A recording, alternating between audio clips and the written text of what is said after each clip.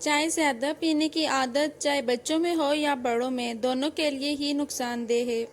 بہت سی مائیں اپنے بچوں کی بھوک کو کم کرنے یا کھانے میں چائے پراٹھا کھلا دیتی ہیں، جو مناسب عمل نہیں۔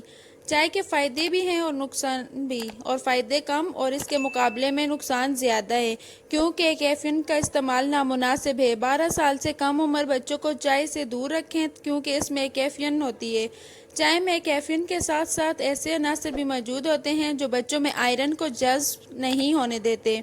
ان میں آئرن کی کمی ہوتی ہے، جس سے خون کی کمی بھی ہو جاتی ہے، جس کے اپنے مسائل ہوتے ہیں، اور اس سے ذہن کی نشوونما بھی متاثر ہوتی ہے۔